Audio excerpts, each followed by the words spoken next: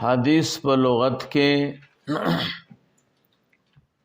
مشهور دو معنی لري.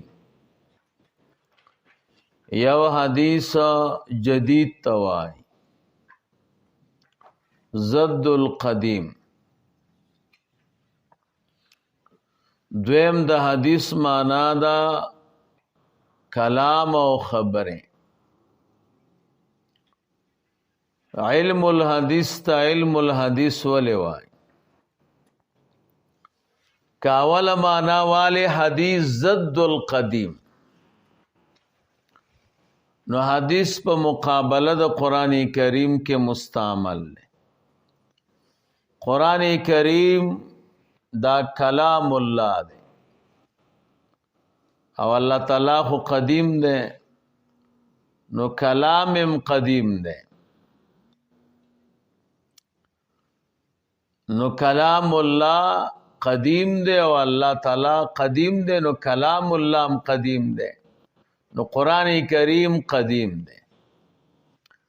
رسول الله مبارک صلی الله علیه وسلم خو مخلوق دی او حادث دی، نو خو خبرم حادثی دی کنه، نو ذکر ورته حدیث وای. که دویمه معنا واخلی چې حدیث د مراد خبری دی، بیان دی، نو علم الحدیث ته حدیث ذکر وای چې دا د رسول الله مبارک صلی الله علیه وسلم خبری دی او داغه بیانات دي.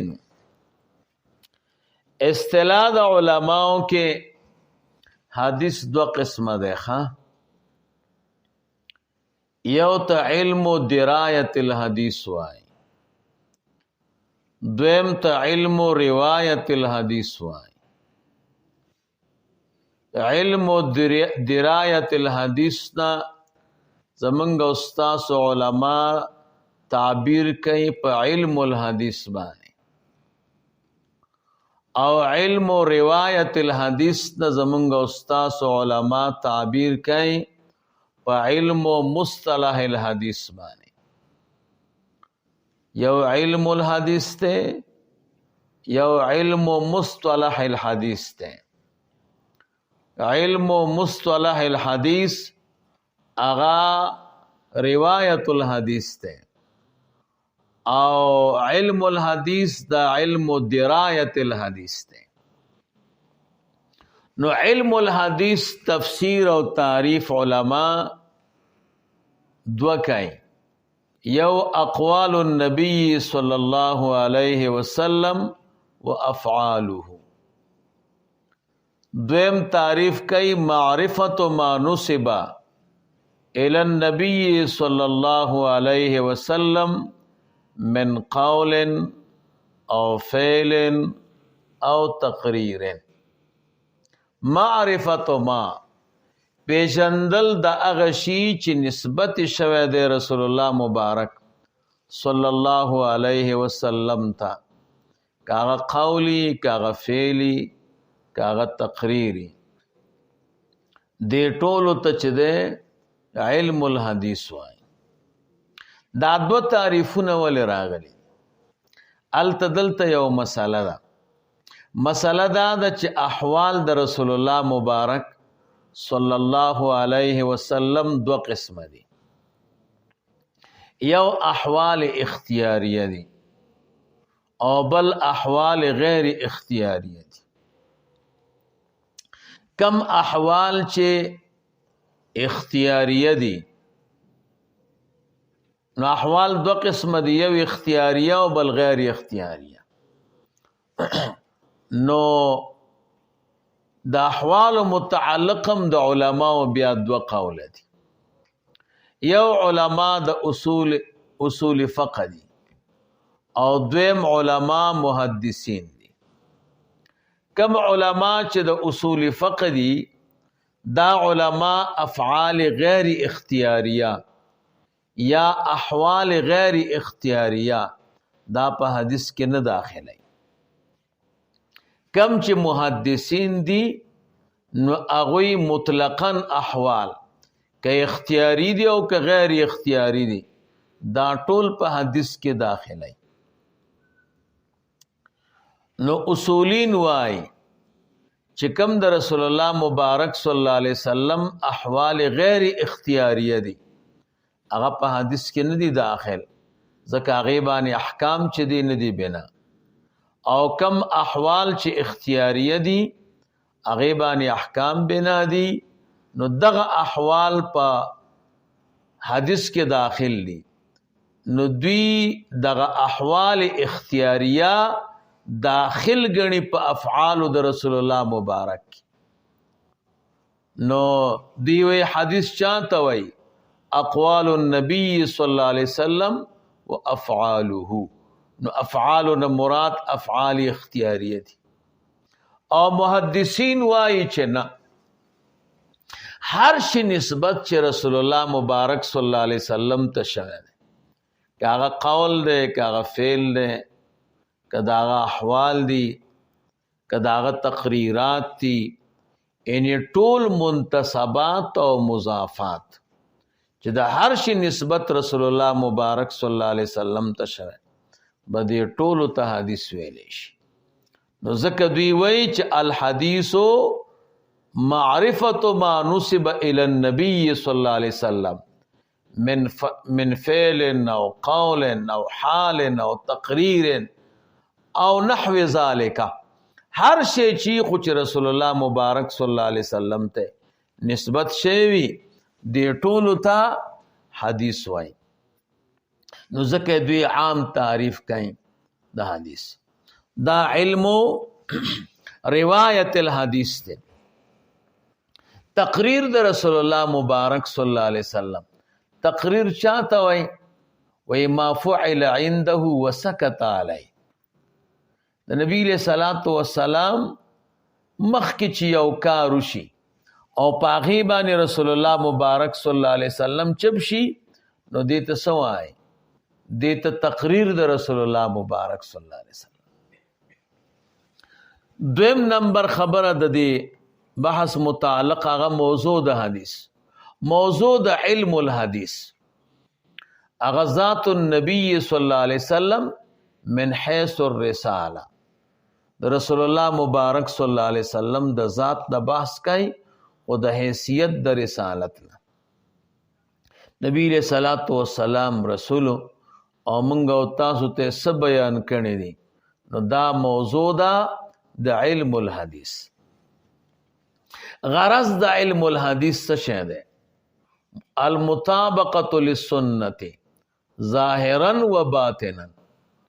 مطابقت ته سنت سنیه او ظاهرا او باطنا، چې ظاهرا هم د سنت موافق شي او باطنا هم. ولی لحصول رضا الله تعالی، د پار د حصول د رضا د الله تعالی، ولحصول سعادت الدارین، او د پار د حصول د سعادت د دارین. دې د پار خلق علم الحدیث وای. بیا شرافت د علم الحدیث مختلف وجوهات علما ذکر کړي چې د علم الحدیث شرافت څه ده. نو شرافت په ډېر وجوهات باندې ده.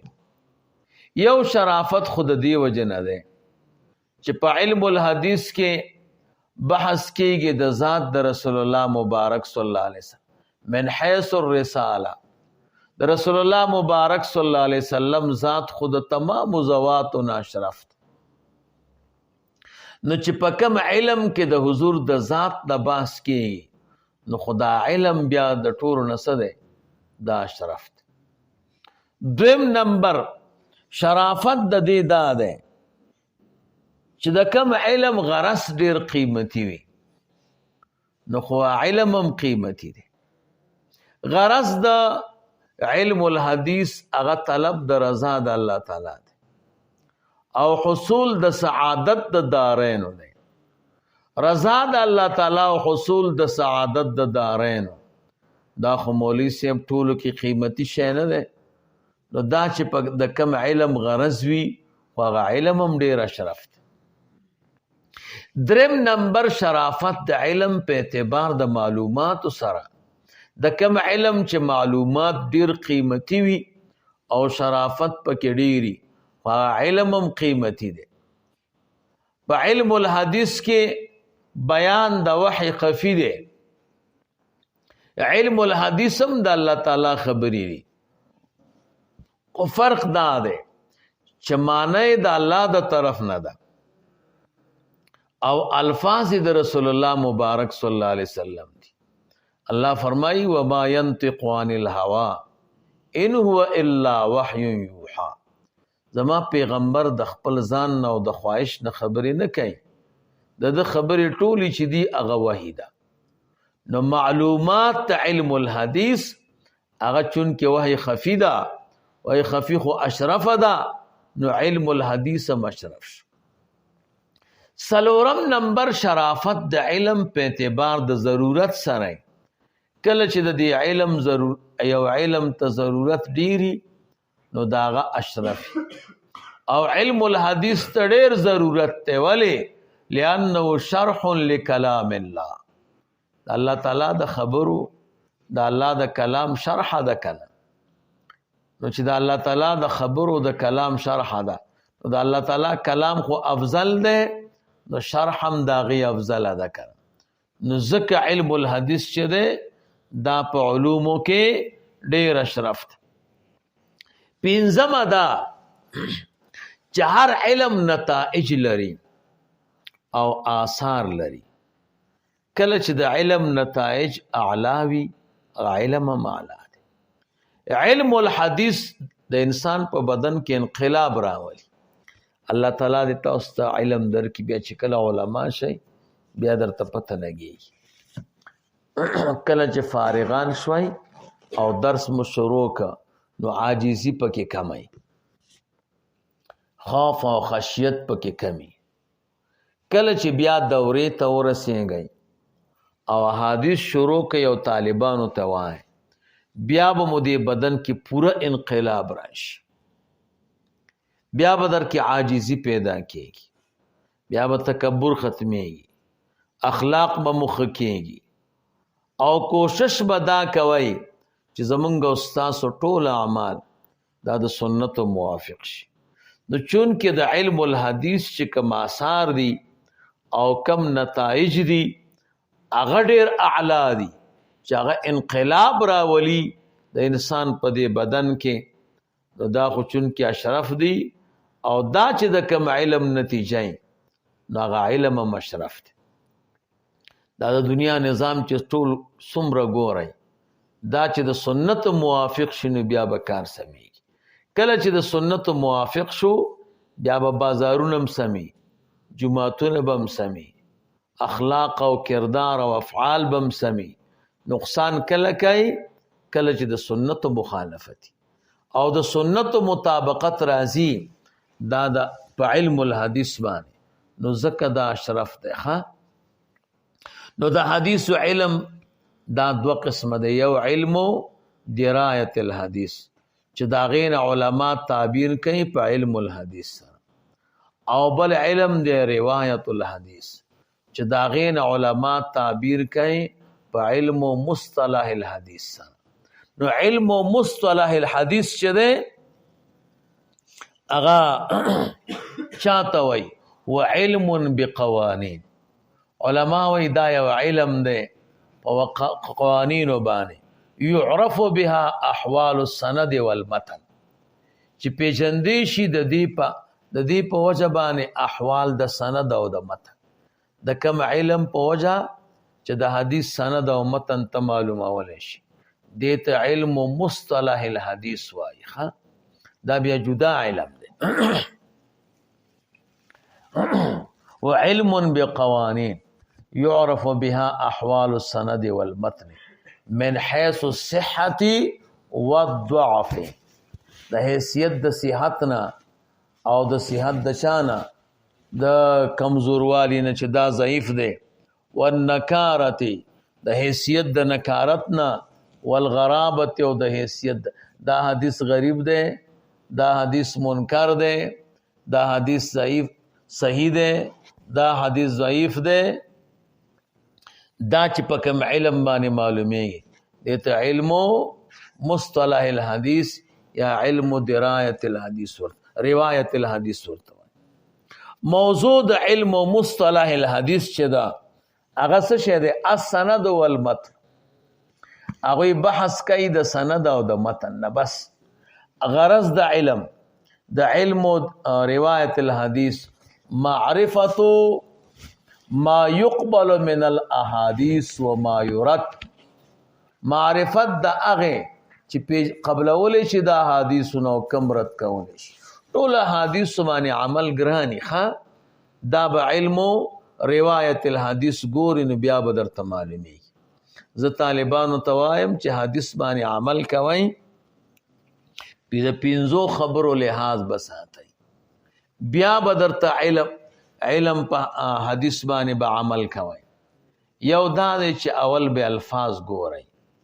کله کله سړی په لفظ کې غلط شي زور زیر پیخ کی نو معنام بدل شي نو بیا هم په عمل نشي کولی لفظ تبم ګورئ سیرت مصطفی د سیرت یو کتاب دی او په هغې کې رسول الله مبارک صلی الله علیه وسلم یو خبره کړې چې آپ صلی الله علیه وسلم نے بکریا چراتا تھا وی نبی علیہ الصلوۃ والسلام با وزی سراولی او پسونو میږي یو سړی دا کتاب را پیدا کړو او هغه به د چراتا تا په ځای چراتا تا وی چې نبی علیہ الصلوۃ والسلام با په حالت د ماشومتوب کې د خلکو نه وزی پټولي بیا عالم تراوړه چې دا څه قصه ده هغه ورته د خدای بنده دا چراتا تا دی دا چراتا تا نه دی کله چې سړی یو لفظ غلط کی زور زیر پیخ بیا ور سره معنا ټوله بدلیږي نو د حدیثو د علم د پاره یو دا ضروری ده چې الفاظ به صحیح وي دویم نمبر لفظ د صحیح که معنا به صحیح کې اوس که معنا نه درځي او معنا کې غلط شي بیا خو ته غلط تعبیر وکې عمل به دې غلطي یو سړی حدیث لیدلی او من استجمر فلیوتر سوچ استنجاو کې نو ویتر دی وکړي نو د به چې استنجاو کړه د اودس نه مخکې 3 رکعاته ویتر چا ورته ویلي وي حدیث کې راغلی من استجمر فلیوتر هغه ورته ویوه د خدای بنده فلیوتر چې دی دا 3 معنی لري هر ځای کې ویتر ته نه وایي یو دا ویتر معنا د صلات اللیل د شپې مونځ کول حدیث کې بدر تراشی د شپږو رکعاتو نه واخله تر 19 رکعاتو پورې حضور د شپې تهجد کړی نو هغې ته ویتر نه مراد صلات اللیل دی او صلات اللیل ته ویتر ځکه وایي چې د صلات اللیل په آخر کې به ویتر کې کنه نو تسمیه د کل په اسم د جز سره دویم د ویتر معنا ایثار دی یو شی تاق کول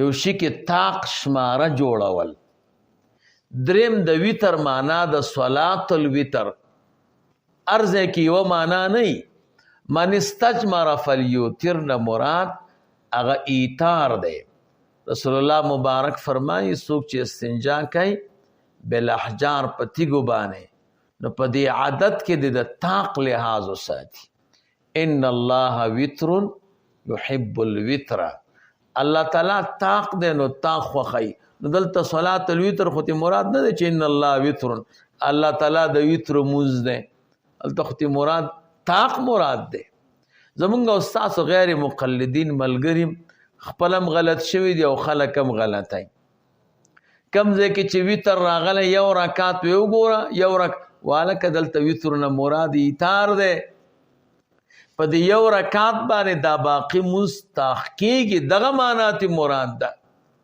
صلات الوتر ته مراد نه ده التبل حدیث کې رسول الله مبارک منع کړی دا چې تاسو به یو رکعت مز نه کوئ هغه ته بوتیرا وای صحیح روایت کې ته منع شوی دا نو څنګه نبی رسول سلام یو رکعت وتر کاو نو یو رکعت وتر نه دا صلات الوتر ته مراد نه ده په دې یو رکعت باندې دا باقی مونږ کېږي تاق کېږي نو د حدیث د عمل لپاره د معنا صحت هم ضروری دی اوس که معنا د غلط از دکړه نو خو عمل هم غلط کې کنه. دریم نمبر د حدیث لپاره بیا دا ضروری دی چې د دې حدیث مصداق څه شی دی. د حدیث لفظ د مصداق معنا د مصداق اوس به دا په کم عمل باندې صادقي که عمل کې غلط شوم کار دی خراب دی. رسول الله مبارک فرمای لا صلاة لمن لم يقرأ بفاتحة الكتاب. دا هغه چا مونځ نه دی چې څوک سورة الفاتحه ونه وایي. الفاظ هم صحیح وي معنا هم صحیح کې خو اوس دا کار د چا دی په دې حدیث به څوک عمل کوي نو د دې مصداق او سړی به پیدا کوي. زمونږ او ستاسو ملګري پکې غلط شوي دي. هغه وایي د دې مصداق عام دی امام هم دی مقتدیم دی منفرد هم دی. غلط شو کنه. مونږ وایو که د دې مصداق عام وای څنګه چې ته وای نو د بخاري شریف یو بل روایت سره ټکر راځي او هغه دا دی چې مدرک د رکوع مدرک د رکعت دی. مدرک د رکوع سوي مدرک د رکعت. امام رکوع ته لاړ او مقتدی د ایبان دی نه راغی او امام په رکوع کې لاندې که مونځ یې وشه که نه مونځ یې وشه د کله سورة الفاتحه ویلې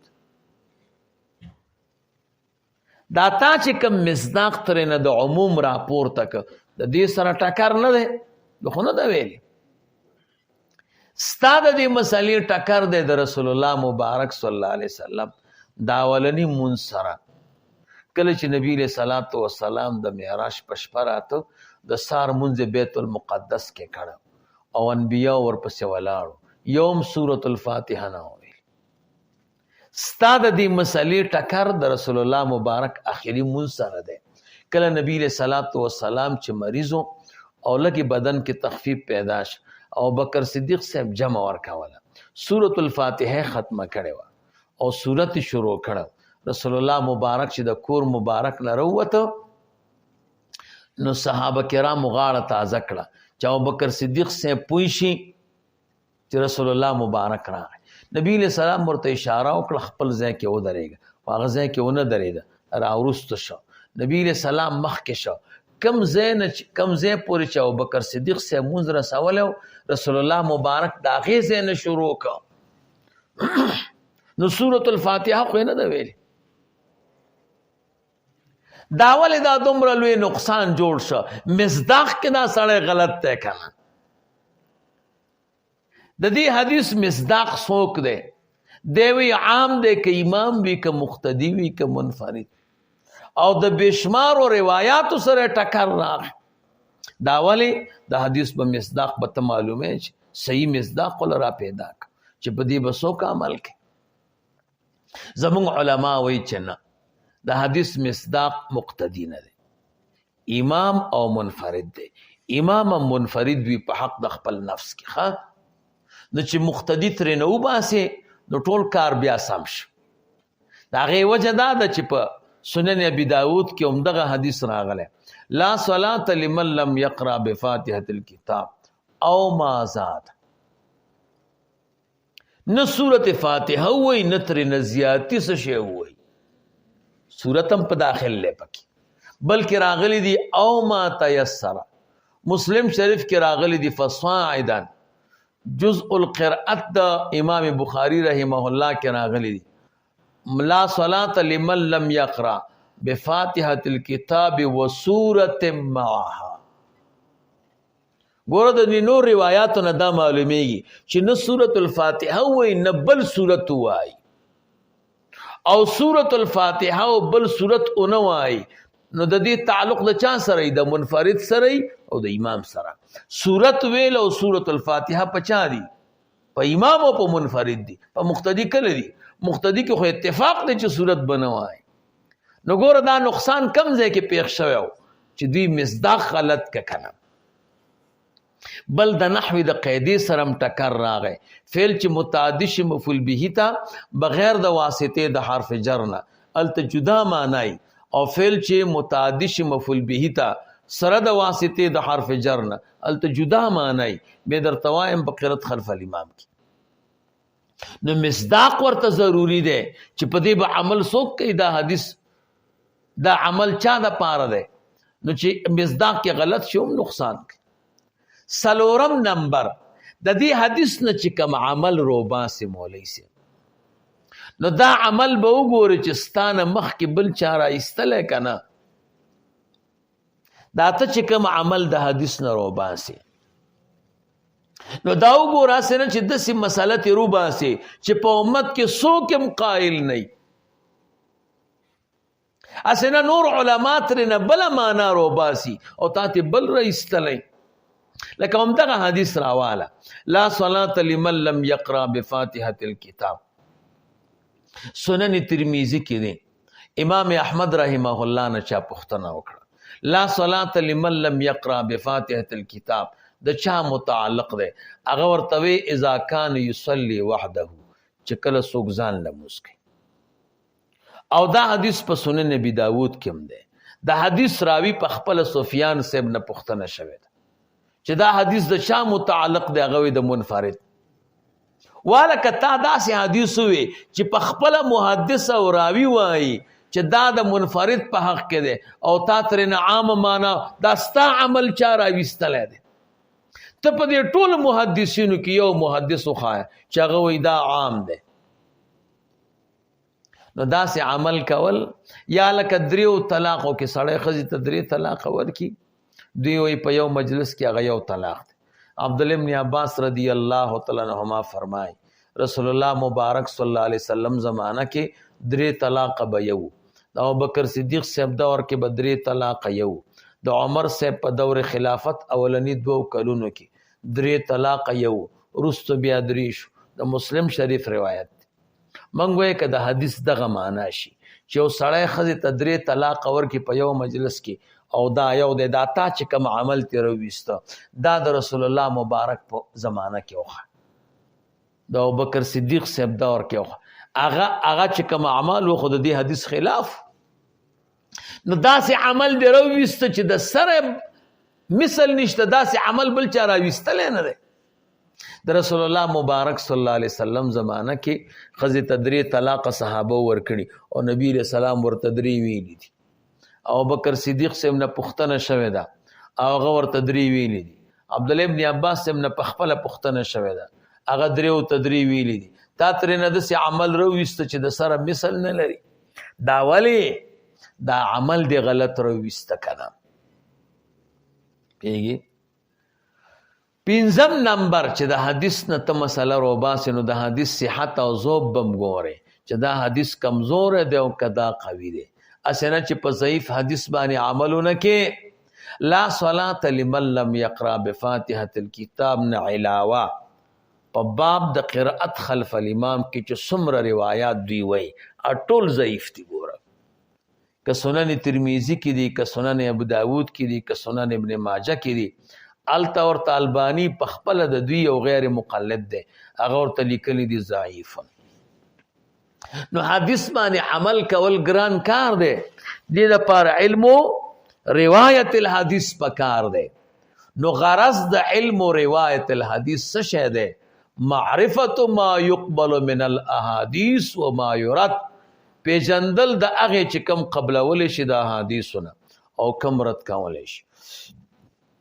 ټولو احادیثو باندې عمل نشته، ښه ټول قرآن کریم باندې عمل نشته. قرآن کریم کې منسوخ آیاتونه شته که نه؟ مخکینیو کافرانو قصې پکې شته که نه؟ په هغې به څنګه عمل کې؟ ټول قرآن کریم د عمل لاندې نشي راوستی، نو ټول احادیث به څنګه د عمل لاندې راولي؟ که یو سړی وي زه په ټولو احادیثو باندې عمل کوم، صحیح نه وای. په احادیثو کې شرایع من قبلنا ذکر دي، واقعات پکې ذکر دي، د نبی علیہ الصلوۃ والسلام خصوصیت پکې ذکر دی، ضعیف روایات پکې شته، ناسخ او منسوخ پکې شته. منسوخ باندې بیا څنګه عمل کوي؟ هر کله چې په ټول قرآن کریم عمل نشته نو په ټولو احادیثو عمل نشته. هغې دپاره د یو علم ضرورت دی چې هغه علم ته علم و روایت الحدیث وایي.